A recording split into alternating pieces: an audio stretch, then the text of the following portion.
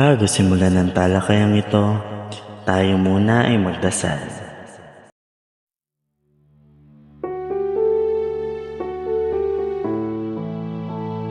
Gracious God, as we gather here today, we thank you for the gift of learning and the opportunity to come together as a community. May our hearts, minds be open to knowledge and understanding. Guide our teachers with wisdom and patience, and grant our students the focus and determination to succeed. May we treat each other with kindness and respect, fostering an environment where everyone can thrive. We pray for peace and unity in our school and our country. In your name, we ask these things. Amen.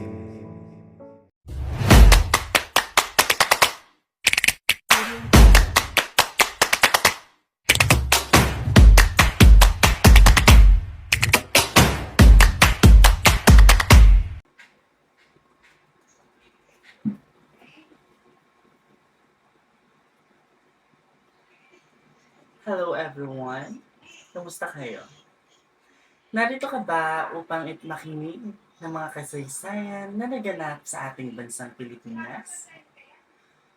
Kung gayon ay halina at samahan mo kaming tuklasin ang mga bagong naganap at naging usap-usapan sa ating bansang Pilipinas.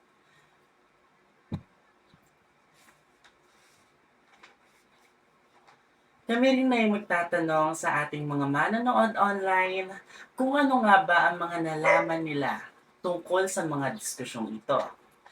Mayroon kaming 6 na pag-uusapan. Sa modernong salita ay tea. Ano nga ba ang tea for today's video? Bago natin simulan, ako nga pala si Hadal Rosario, but you can call me Madam. At ito ang ano na tea. Bago natin simulan, una, alamin natin ang pinagtatalunan dati ng karamihan. Kung saan nga ba ang unang naganap na misa? Sa Butuan nga ba? O sa Limasawa? The site of the first Mass. Alam mo, hanggang ngayon ay pinag-uusapan pa rin kung saan talaga nangyari ang unang misa sa Pilipinas. Kung sa Limasawa ba o sa Butuan. Kung tatanungin mo ang karamihan, Limasawa ang madalas na binabanggit. Mayroon tayong mga makakakwentuhan or makakatsikahan online. Sila ang mga tao na kung saan alam sa mga kwento or may alam sa mga kwento na ating pag-uusapan. Dumako tayo sa unang online audience na si Beaver Francisco. Hi Beaver! So, ano nga ba ang alam mo tungkol sa usaping ito? Huwag na tayong magpaligoy-ligoy, chika na yan. Hello, madam. Sabi kasi ni Antonio Pigapetta, isang Italianong scholar na kasama ni Magellan sa kanyang ekspedisyon, na ang unang misa ay naganap sa isang isla na tinatawag nilang Masawa. Marami ang naniniwala na ito ay Limisawa. Kaya naman sa isla na iyon, nakikita ang monumento at simbahan na nagpapaalala sa makasaysayang kaganapan. Pero may mga nagsasabi naman na baka sa Butuan nangyari ang unang misa.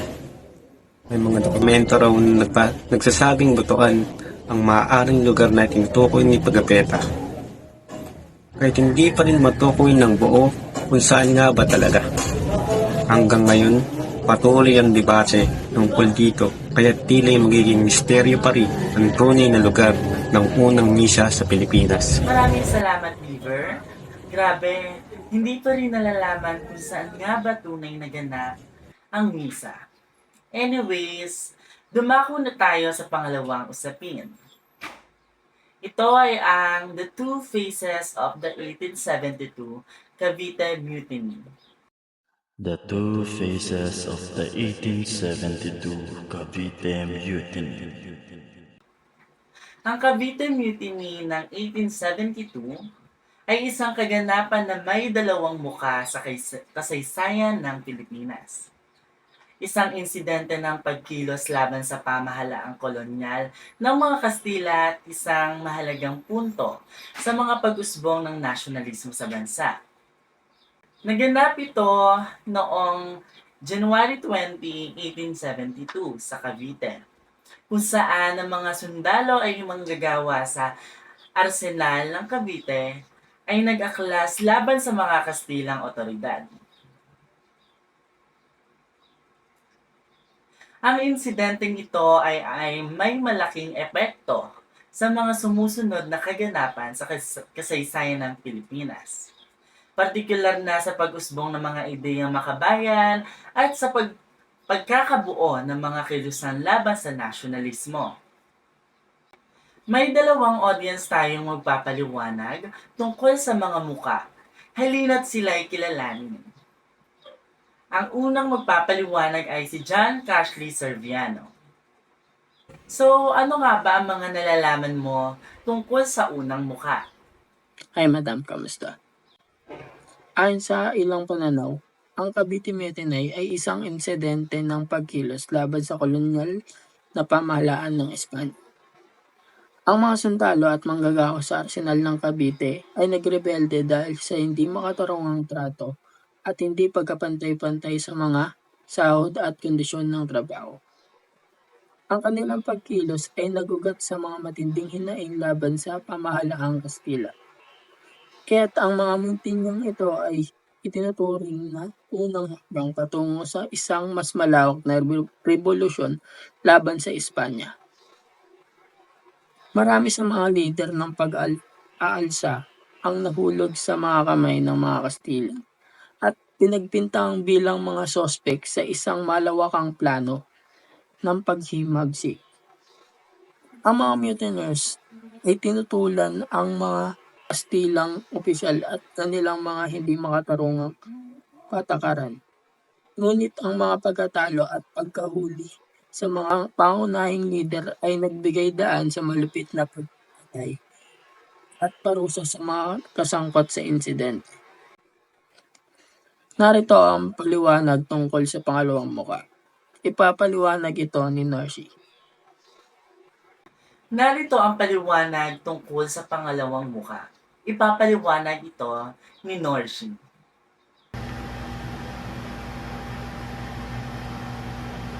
Maraming salamat, Madam. Ang ikalawang mukha po ay ito ay isang pagtutok sa mga naakusuhan sa kabila ng mga pagkatalo ng mga mutineers. Ang Cavite Mutiny ay nagkaroon ng mas malalim na epekto sa kasaysayan ng Pilipinas. Isa sa mga pinakamahalagang aspeto ng kaganapang ito ay ang mga sumusunod na pagkakasangkot ng mga prominenteng tao sa mga akusasyong may kinalaman sa rebelyon. Tatlong pari, sina Mariano Gomez, Jose Burgos at Jacinto Zamora, kilala bilang Gomburza, ay pinagbibintangan may kaugnayan sa muntinyang ito at pinarusahan ng kamatayan sa pamamagitan ng garote. Ang kanilang pagpatay ay nagdulot ng malawakang pagkondena at naging sanhi ng malalim na galit at protesta laban sa mga pamahalaang Kastila. Ang pagpatay sa Gomburza ay isang turning point sa kasaysayan ng Pilipinas. Nagbigay ito ng inspirasyon sa mga kabataan kasama na sina Jose Rizal at iba pang mga makabayan upang magpatuloy sa paglaban para sa kalayan ng bansa. Ang Cavite Mutiny, bagaman hindi nagtagumpay sa unang pagkakataon, ay naging isang mahalagang simbolo ng paglaban sa kolonyal na pamamahala ng Espanya. Ayun lamang po, Madam. Maraming salamat. Okay, thank you sa mahabang explanation. Sa dami ng mukhang naipaliwanag na rin niya lahat. Kung kaya dumako na tayo sa pangatlong T. Mahaba-haba pa ito, kaya magkape muna habang nakikinig.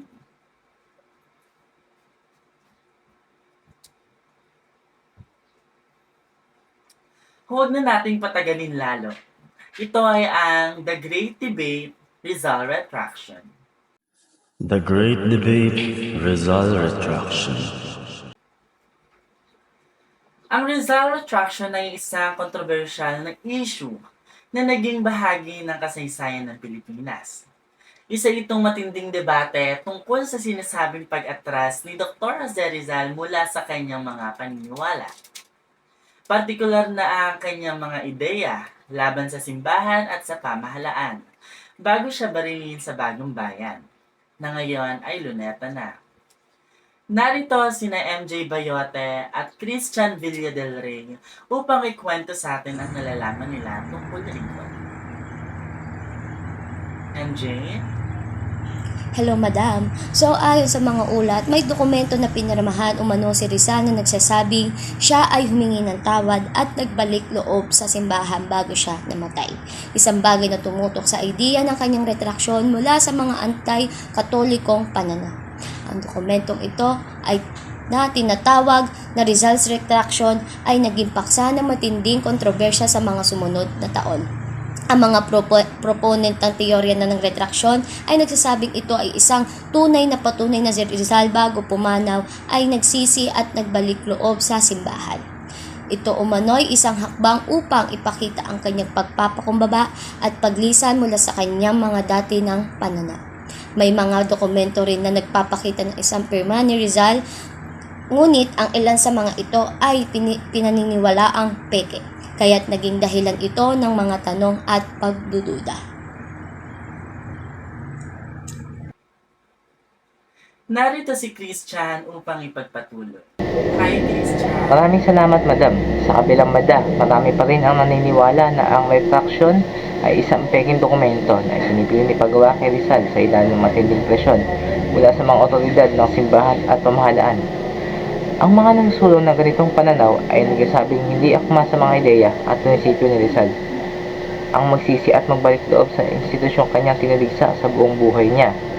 Sinasabi pa nila na si Rizal ay patuloy na nanindigan sa kanyang paniniwala, hindi sa reforma at kalayaan para sa mga Pilipino, at hindi siya nagbagong pananaw bago siya mamatay.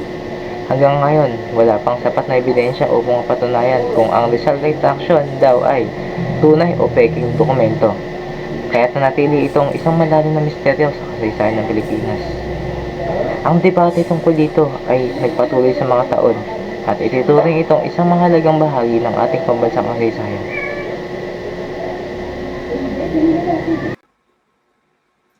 Maraming salamat, MJ at Christian. Lahat naman tayo ay may kanya-kanyang paniniwala. Nasa sa atin na yan kung isa sa puso natin o hindi. Ngayon, dumako naman tayo sa mga sikat na manuscript na magpasa hanggang ngayon ay naririnig pa rin natin. Rizal's most contested and ever manuscripts. Ito ay iuulat ni na James Darwin Bolangin at J.M. Cartera. Pangungunahan ito ni James Darwin. Interesado na kayo malaman ang most contested and ever complete manuscript na yan. Ichika mo na. Hi, madam! So ito na nga.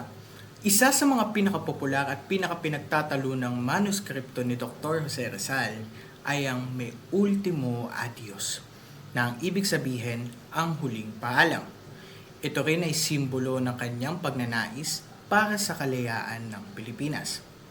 Subalit, ang Rizal most contested and ever incomplete manuscript na tinutukoy ay hindi lamang tula, kundi mas malalim na usapin ukol sa kanyang mga hindi natapos na akda at mga ideya tungkol sa kalayaan, reforma, at ang kalagayan ng mga Pilipino sa ilalim ng pamamahala ng mga Kastila. Ang kahalagaan ng incomplete manuscript bukod sa Me Ultimo Adios, ang El Filibusterismo at Noli Me Tangere ay may mga aspeto na hindi natapos o nagkaroon ng mga pagbabago sa mga manuskriptong iniwan ni Rizal. Ang mga akdang ito ay may layunin na magbigay liwanag sa mga mali at pang-aabuso ng kolonyal na pamamahala ng mga Kastila sa Pilipinas. Subalit, sa kanyang mga isinagawang revisions at sa ilang mga akda na hindi natapos, nagkaroon ng mga kontestasyon at katanungan hinggil sa mga ideyang ipinahayag niya at sa mga mensahe na hindi na iparating ng buo. Kabilang sa pinakapinagtatalunan ay ang mga talambuhay at mga liham ni Rizal. pati na ang mga pinal na edisyon ng El Filibusterismo na ikalawang nobela nito. Nang matapos niyang isulat ang nobelang ito, mayroon pa siyang ilang mga plano na hindi natapos. Mga detalye tungkol sa mga karakter at ang mas malalim na pagtatapos na sana ay magpapatuloy ng kanyang tema ng pagpapalaya at pagbabago sa Pilipinas. Kaya't ang mga hindi natapos na akda ni Rizal, kasama na ang ilang mga hindi na finalized na bahagi ng kanyang nobela at mga liham, ay naging mga incomplete manuscripts na patuloy na pinag-uusapan at pinagtatalunan ng mga historiador, literatura at mga eksperto sa kasaysayan ng Pilipinas. Maraming salamat, James. Ito ay itutuloy ni JM Cartera. Hi, JM. Maraming salamat, Madam. Ang kontrobersiya ng huling paalam tungkol sa kanyang pinakasikat na tula, Mi Ultimo Adios. May mga argumento tungkol sa tunay na layunin ng akdang ito, pati na kung paano ito inorganisa at ipinahayag ni Rizal bago siya barilin. Ang tula ay puno ng malalim na damdamin ng pagdanasa para sa alayaan at itunuring itong isang huling mensahe ng isang bayani na handa mag-alay ng buhay para sa bayan. Subalit, ang pagkakaroon ng iba't ibang bersyon ng tula at mga interpretasyon hinggil sa mga pahayag ni Rizal sa huling sandali ng kanyang buhay ay nagbigay daan sa mga kontrobersiya at pagtatalo. Ang tula ay tila isang incomplete manuscript sa diwa na may mga aspeto at ideya na patuloy na pinag-aaralan at pinapaliwanag sa mga sumunod na taon. Meron ding mga tanong tungkol sa mga detalye ng kanyang mga huling sandali at kung ang mga huling salita ni Rizal ay talaga bang tumutok sa pagsalungat sa mga Kastila o may iba pang malalim na kahulugan na nais niyang iparating sa kanyang bayan. Bukod pa rito, ang mga liham ni Rizal, lalo na ang mga liham na ipinadala niya sa kanyang pamilya, mga kaibigan at mga kasamahan sa alusang reforma ay madalas ring pinagtatalunan. Marami sa mga liham na ito ang may mga hindi kumpletong impormasyon at may mga katanungan hinggil sa ilan sa mga ideya ni Rizal na hindi na ipaliwanag sa mga akdang nabanggit. Ang hindi kumpletong mga manuskripto ni Rizal ay patuloy na nagbibigay inspirasyon sa ating mga Pilipino at nagsisilbing paalala na ang mga pangarap at adhikain ng isang bayani ay hindi natatapos sa kanyang kamatayan. Maraming salamat, James and JM. Ngayon, dumako naman tayo sa panglimang usapin. Ito ay ang Dr. Jose Rizal Beyond the Grave. Dr. Jose Rizal Beyond the Grave. Si Dr. Jose Rizal bilang isang bayani ng Pilipinas ay hindi lamang buhay sa mga akda at tula na iniwan niya, kundi sa mga ideya at prinsipyong patuloy na nagpapalakas sa nasyonalismo at kalayaan ng bansa. Beyond the Grave. O pagkatapos ng kanyang kamatayan, ang epekto ni Rizal sa bansa ay naging higit pang mas malalim at makapangyarihan. Ang kanyang buhay at mga gawa ay nagsisilbing gabay at inspirasyon para sa mga Pilipinong na sumusunod sa henerasyon na lumaban sa nasyonalismo o kolonyalismo at sa paghahangad ng kalayaan. Narito si Diana Rose Napalang upang talakayin ang patungkol sa usaping ito. Hi Diana! Thank you, Madam. Matapos siyang barilin noong Disyembre 30 taong 1876 sa Luneta, ang kanyang pagkamatay ay naging isang turning point sa kasaysayan ng Pilipinas.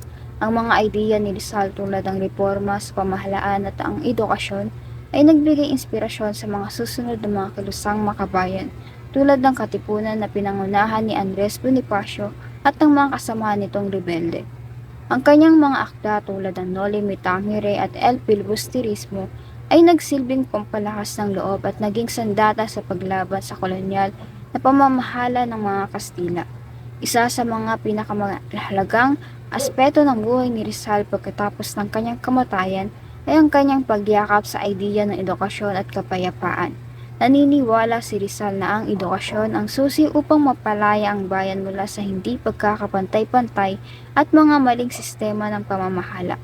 Dahil dito, ang mga institusyon na nagtataguyod ng edukasyon at ang mga organisasyong mga kabayan ay nagsimula pang magpatuloy sa pagtangkilik sa mga idea ni Rizal. Beyond the grave, si Rizal ay naging isang simbolo ng pag-asa at tapang. Ang kanyang pangalan at mga prinsipyo ay patuloy na buhay sa bawat hakbang na ating kasaysayan. Ang kanyang pagiging isang intelektual, isang doktor, at isang manunulat na hindi natatakot ipahayag ang kanyang mga pananaw ay patuloy na nagbibigay inspirasyon sa bawat Pilipino upang magpatuloy sa pakikibaka para sa kalayaan at katarungan. Maraming salamat, Diana. Ngayon ay dumako na tayo sa ating panghuling usapin, patungkol sa City of Pugadlawin.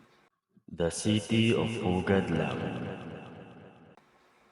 Ang lungsod ng Pugadlawin ay isang makasaysayang lugar na kaugnay ng Pugadlawin na kinasasangkutan ng isang mahalagang pangyayari sa kasaysayan ng Pilipinas.